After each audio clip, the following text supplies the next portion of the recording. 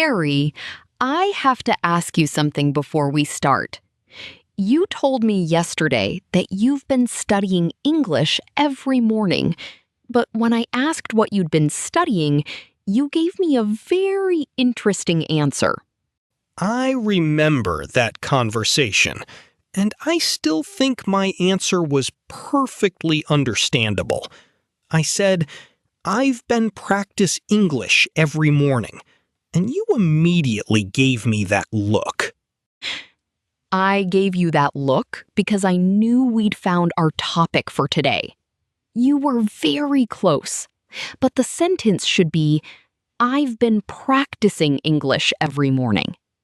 After I've been, we need the ing form. So my grammar mistake actually saved you from having to think of an opening for today's episode. That's pretty generous of me, especially because this is only episode 2 of our 30-episode grammar series. Exactly. And welcome back to the English Daisy podcast, everyone. Today, we're going to use Harry's little mistake to explore something English learners hear all the time: the difference between the present perfect and the present perfect continuous. And if you've ever wondered whether you should say, I've waited, I've been waiting, I've worked, or I've been working, you're in the right place. We'll look at these forms through real situations instead of giving you a long grammar lecture. That's the plan. And while you're listening, try to notice not only which tense we use, but why we choose it. By the end, I want you to feel the difference rather than simply memorize a rule. And if this episode helps you, please give it a like, leave a comment, and share it with another English learner.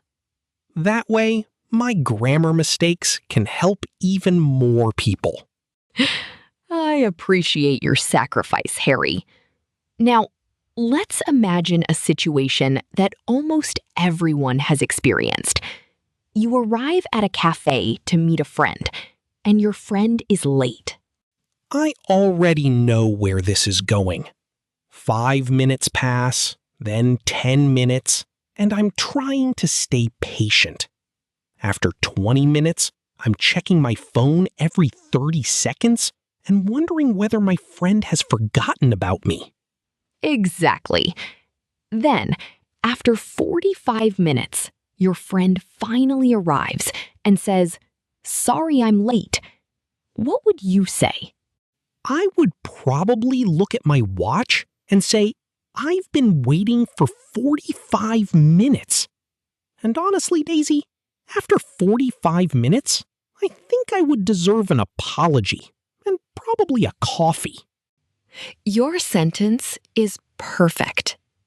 I've been waiting for 45 minutes tells us that the waiting started in the past and continued over a period of time. The activity itself is important, and the duration is important too. So when I say, I've been waiting, I'm almost showing you the activity as it has continued. I'm not simply telling you that waiting happened. I'm emphasizing that I have spent 45 minutes doing it. Exactly. That's one of the main ideas behind the present perfect continuous. We often use it when an activity started in the past and has continued until now, or has recently stopped, but still has a clear connection to the present. So, if I walk into your office and you have papers everywhere, a coffee beside you, and you look completely exhausted, I might ask, what have you been doing? That's a very natural question. I could answer, I've been working on a report all morning. The focus is on the activity I've been doing and the time I've spent doing it. But if you finish the report and tell me, I finished the report, you're focusing on the result. The report is complete. So the important information is what you've accomplished. Exactly. That's a useful way to start feeling the difference. Compare these two sentences. I've finished my work. And I've been working all morning. They can describe the same general situation, but they put the spotlight on different things. The first sentence makes me think about the result, while the second makes me think about the activity and the time involved. So it's not always about one sentence being right and the other being wrong. That's an important point. Sometimes both forms are grammatically possible, and the choice depends on what you want to emphasize. Instead of asking only, which tense should I use? Ask yourself, what am I trying to tell the listener? Let me test that idea. Suppose I've worked at the same company for 5 years. I could say, I've worked here for 5 years, because I'm simply giving someone information about my experience. Yes, and you could also say, I've been working here for 5 years. That version puts a little more attention on the ongoing activity and the length of time you've spent doing it. So both sentences can be correct, and English refuses to give us one simple answer. That's convenient. English likes giving us choices, but once you understand what those choices communicate, they become much easier to handle. I think another important part is for and since, because those words appear everywhere with these tenses. I used to mix them up constantly. They're actually easier than they seem. Use for when you're talking about a period or length of time, such as for 2 hours, for 3 years, or for 10 minutes. Use since when you're giving the starting point, such as since Monday, since 2023, or since 9 o'clock. So I can say, I've been learning English for 3 years, because 3 years is a period of time. But I can also say, I've been learning English since 2023, because 2023 tells us when the learning started. Exactly. Here's another pair. I've been waiting for 30 minutes tells you the length of my wait. I've been waiting since 3 o'clock tells you when the waiting began. And both sentences communicate one important message. Harry has been waiting too long and is becoming less patient every minute. That's a message we can understand without studying grammar. Now, let's connect this to something many English learners say incorrectly. You mean the sentence I hear sometimes, I am studying English since 3 years? Exactly. A natural correction would be, I've been studying English for 3 years. Or, if you want to give the starting point, I've been studying English since 2023. The important thing is that the situation began in the past and continues now. So saying, I am studying English since 3 years mixes the present continuous with a time expression that needs a different structure.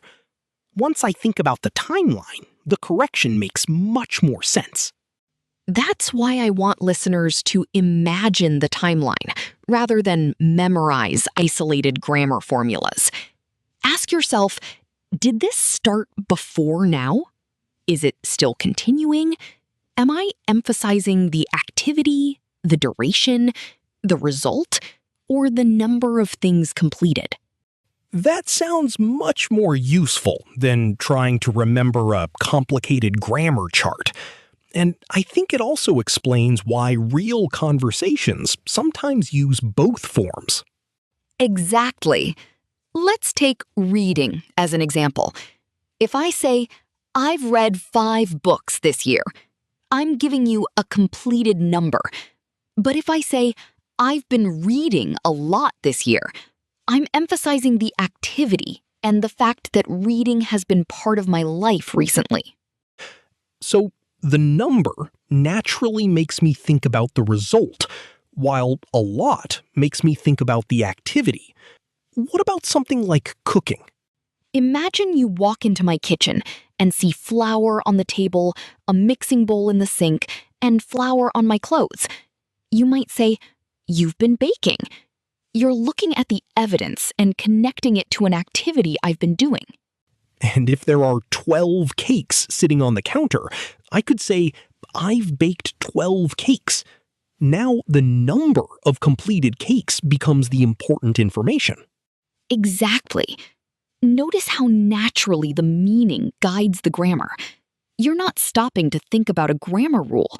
You're simply deciding what information matters most. I like that approach because it feels closer to how people actually speak. We don't usually sit there thinking, which tense am I legally required to use? We just want to explain what happened. That's right. Grammar is there to help us communicate meaning more clearly. It shouldn't make you afraid to speak. And that's especially important for English learners. If you're waiting for every sentence to become perfect before you speak, you'll probably spend a very long time waiting. Just like you spent 45 minutes waiting for your friend. Exactly. Although, at least that experience gave us today's best example. Now, let's try a few situations together. But this time, I want you to think before you answer. Imagine your friend asks, "What have you been doing today?" I might say, "I've been working on a presentation, answering emails, and preparing for tomorrow's meeting." Those are activities I've been doing during the day. Good. Now imagine your friend asks, "What have you done today?" You might answer, "I finished my presentation, answered all my emails, and prepared for tomorrow's meeting." So the first question naturally invites me to talk about my activities, while the second can invite me to talk about completed things. But again, there can be some flexibility depending on the situation. Exactly. That's a very important point for learners. Don't think of grammar as a collection of locked boxes. Meaning, context, and what you want to emphasize all matter. I'm beginning to feel like a grammar expert. Let's not go that far yet. You did make a grammar mistake about 30 minutes ago. Fair enough. I'll keep my expert certificate for another episode. That's probably wise. But you are getting better, and that's the important thing. Can we give the listeners a chance to practice, Mao? I think hearing the difference is useful, but saying the sentences aloud makes it much more memorable. Absolutely. This is a good time to start our shadowing practice. Listen to the sentence first, then repeat it aloud, and try to copy the rhythm, not just the individual words. I've been studying English for 2 years. I've been studying English for 2 years. Notice how smoothly "I've been" connects when you say the sentence naturally. Now it's your turn. Say the sentence aloud, and don't worry about speaking quickly. Focus on sounding relaxed and natural. Next, let's change the time expression and keep the same basic structure. I've been studying English since 2023. Listen once, then repeat it with us. I've been studying English since 2023. Now, say it yourself and pay attention to the difference between "for 3 years" and "since 2023. Let's try one more with an everyday situation. I've been working on this project for 3 hours. Imagine you're telling a colleague why you're ready for a break. And if you've really been working for 3 hours, you probably deserve that break. Now repeat the sentence aloud and try to keep the whole sentence flowing naturally. I've been working on this project for 3 hours. Your turn now. After you repeat it, create your own sentence using I've been and for. Think about something you've actually been doing recently. It could be studying, working, exercising, reading, cooking, or learning something new. Make the sentence personal, because personal sentences are easier to remember. Take a moment, create your sentence, and say it aloud. Don't worry if you make a small mistake. Correcting yourself is part of the learning process. And that brings us to an important idea for today's episode. You don't become comfortable with these tenses by simply reading the rules. You become comfortable by hearing them, noticing them, and using them in situations that feel real. In the next part, we'll continue with more everyday situations, common mistakes, a few playful challenges, and another round of speaking practice. We'll also bring the two tenses together so you can feel the difference more naturally. So stay with us, keep practicing aloud, and let's continue. All right, let's continue from there. Now that we've understood the basic difference, let's make things a little more challenging by looking at situations where both tenses can sound natural. I like that because this is usually where learners get confused.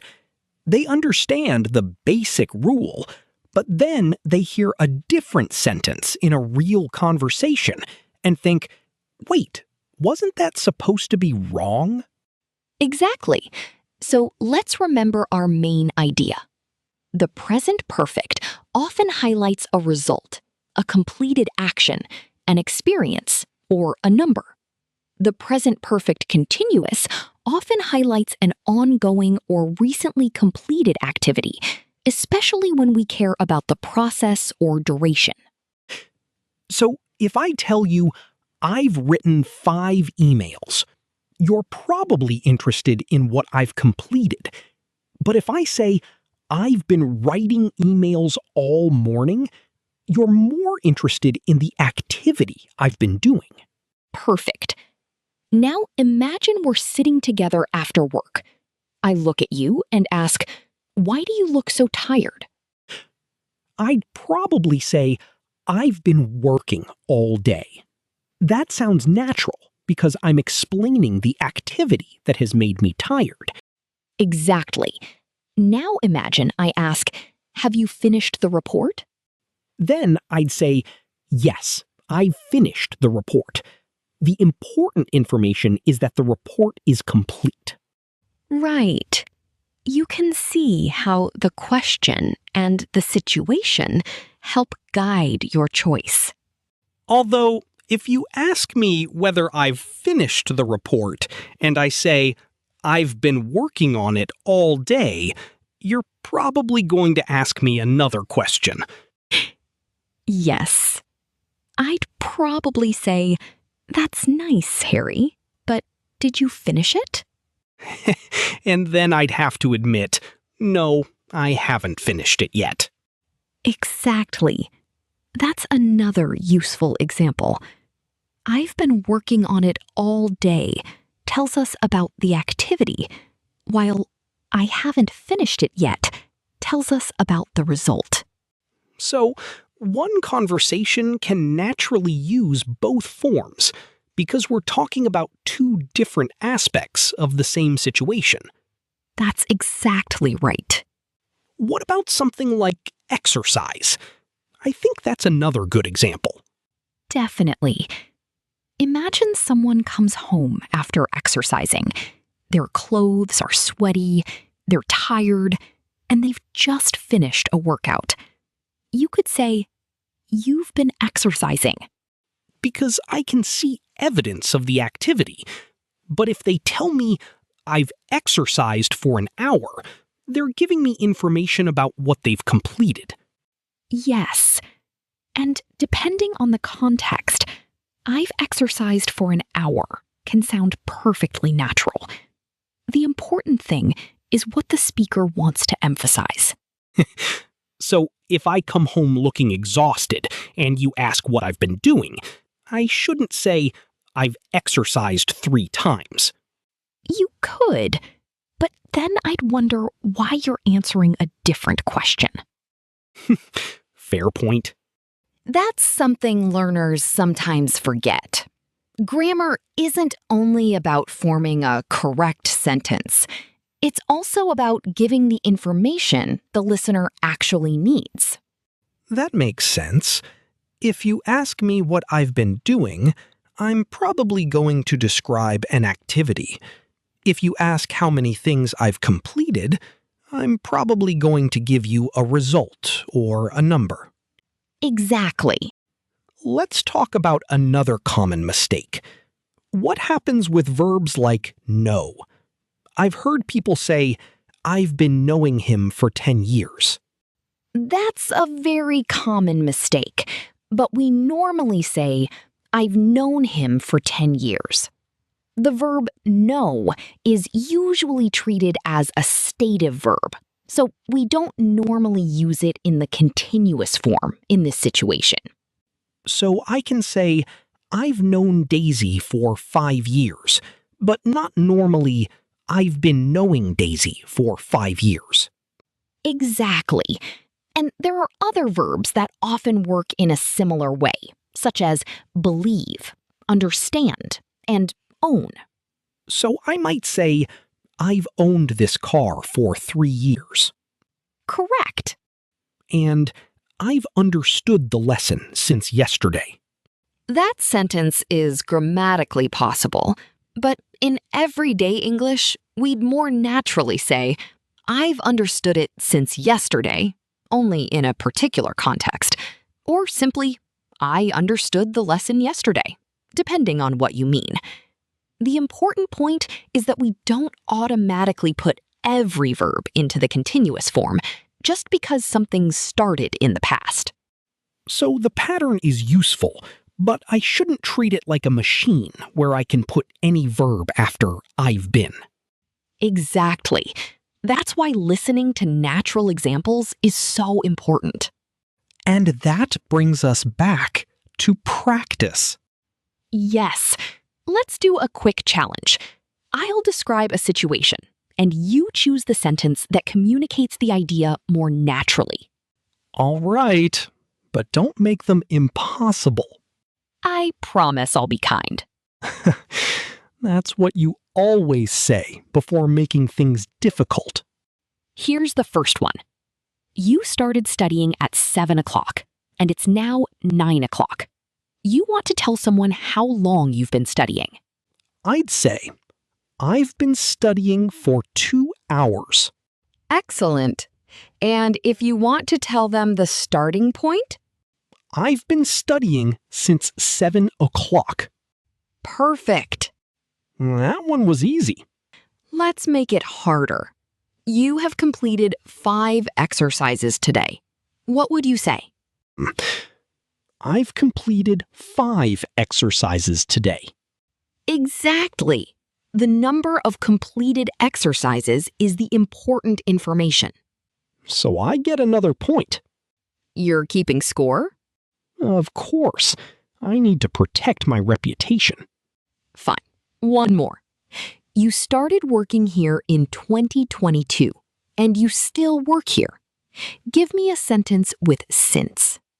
I've been working here since 2022. Perfect. I'm beginning to think I might actually pass this episode. You might. Can we make the challenge useful for the listeners too? Absolutely. Everyone listening, try this one with us. Imagine someone asks you, how long have you been learning English? Don't just listen to our answer. Think about your own answer. Maybe you've been learning for 6 months, 2 years, 5 years, or even longer. Now, say your answer using for. For example, I've been learning English for 2 years. Your turn. Say your own sentence aloud. Say aloud. Good. Now give the starting point instead. If you started in January, you could say, I've been learning English since January. Think of your actual starting point and create your own sentence with since. Say it aloud now. Excellent. You're not just learning the grammar anymore. You're using it to talk about your own life. And that makes the examples easier to remember because they're connected to something real. Exactly. I think we should also talk about one small but important difference between for and since. Learners sometimes put a specific date after for, don't they? Yes, and that's usually a sign that they've mixed up the two. We say, I've been living here for 5 years, because 5 years is a duration. We say, I've been living here since 2021, because 2021 is the starting point. So I shouldn't say, I've been living here for 2021. Definitely not. Unless I become a very unusual person who measures time in years called 2021. Let's leave that grammar invention for another episode. Fair enough. Now, let's do our final shadowing practice. This time, we'll use slightly longer sentences, so you can practice the rhythm of natural English. Remember, don't try to speak perfectly fast. Listen carefully, repeat naturally, and focus on connecting the words. I've been studying English for several months because I want to speak more confidently. I've been studying English for several months because I want to speak more confidently. Now you repeat it. Try to keep the sentence flowing instead of stopping after every word. Here's another one. I've been working on this project since Monday, and I'm hoping to finish it today. I've finished my homework, and I've answered all my emails. Your turn. Listen to the rhythm, then say the whole sentence aloud. Now, let's practice the present perfect with a completed result. I've finished my homework, and I've answered all my emails. I've finished my homework, and I've answered all my emails. Your turn. Try to connect the two parts naturally. And now, let's compare it with the continuous form. I've been doing my homework and answering emails all evening. I've been doing my homework and answering emails all evening. Notice how the focus changes. The first sentence emphasizes what has been completed, while the second emphasizes the activities you've been doing. Now, create your own pair. First, say something you've completed recently using I'ves. Then describe something you've been doing using I've been. Take a moment and say both sentences aloud. This is where you can turn today's grammar into something you can actually use. And remember, making a mistake while practicing is completely normal. Harry made one at the very beginning of this episode, and that mistake became one of our best examples. I'm glad my mistakes are educational. They certainly are. Then I've been making mistakes for a very good reason. Exactly. And hopefully you've been learning from them too. Before we finish, let's give everyone one final comment challenge. Tell us about something you've been doing recently to improve your English, and try to include for or since.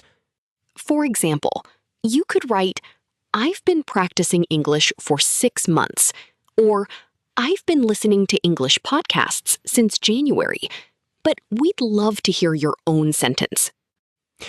And if you enjoyed today's episode, please like it. Leave your sentence in the comments. Share the episode with someone who is learning English. And subscribe to the channel so you don't miss the next episode in our 30-episode grammar series. Thank you for spending this time with us. Keep listening, keep speaking, and don't be afraid of making mistakes. We'll see you in episode 3. And I'll try very hard not to give Daisy another grammar mistake to use against me. I wouldn't count on that. Fair enough. See you next time, everyone. Bye.